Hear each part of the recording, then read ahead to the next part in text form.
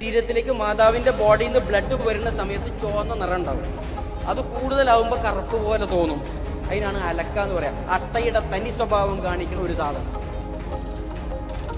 ഇത് പറയണമെങ്കിൽ scanning machine പോയിട്ടൊരു സാധനവും ഇല്ല. സകല സ്കാനിങ് മെഷീൻ ഉണ്ടായിട്ട് നമുക്കറിയില്ലല്ലോ. അറിയാം, അത് പഠിച്ച ഏതോ ഗൈനക്കോളജിസ്റ്റിനോട് ചോദിച്ചാൽ അയാൾക്കറിയാം, വേറെ ആർക്കും അറിയില്ല.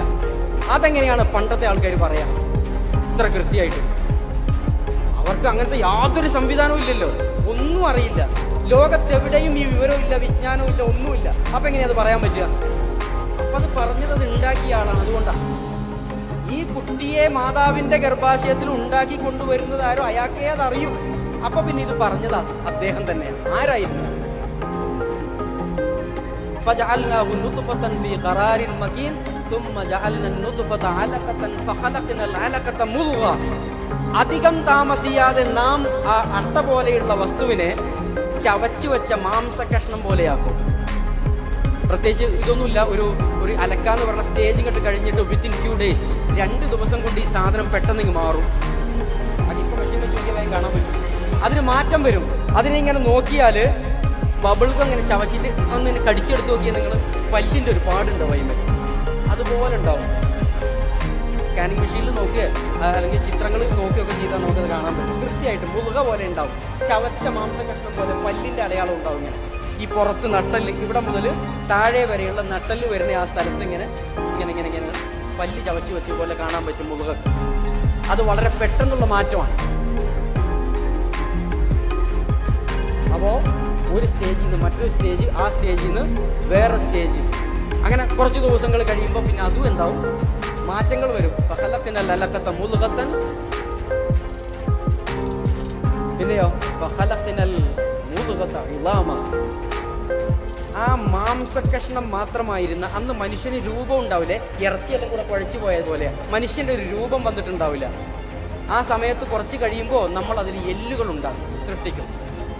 ഏതെങ്കിലും ഒരു ഡോക്ടറെ വിളിച്ച് ചോദിച്ചേ, മാംസത്തിൽ എല്ല് മുളക്കണത് അങ്ങനെയല്ലേന്ന്?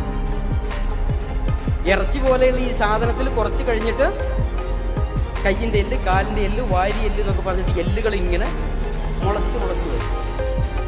കുറച്ചുകൂടി ദിവസം കഴിയുമ്പോൾ കസൗനൽ ഇളാമ ലഹ്മൻ, ആ എല്ലിനെ പൊതിഞ്ഞുകൊണ്ട് മാംസങ്ങൾ പ്രത്യക്ഷപ്പെടും. ഏതെങ്കിലും ഒരു MBBS പഠിക്കുന്ന പിള്ളേർ ആരെങ്കിലും ഉണ്ടെങ്കിൽ നമ്മൾ അവരുടെ അനാട്ടമി പഠിക്കുന്ന പുസ്തകം വാങ്ങിയിട്ട് നോക്കിയാൽ മതി. അതിനകത്തുണ്ടാവും, ചിത്രമൊക്കെ വരച്ചു വെച്ചിട്ടുണ്ടാവും എങ്ങനെ ഉണ്ടാവണേ. എല്ലുകളിൽ നമ്മൾ മാംസം പൊതിഞ്ഞിട്ട് അപ്പോൾ ഒരു മനുഷ്യൻ്റെ ഒരു കോലമൊക്കെ വരും. ഒരു മനുഷ്യക്കോല ഇതുവരെ നോക്കിയാൽ മനസ്സിലാവുള്ള അട്ട പോലെ ഉണ്ടായിരുന്നു. പിന്നെ ഒരു ജാതി ഇറച്ചി ചവച്ച പോലെയൊക്കെ ആയിരുന്നു.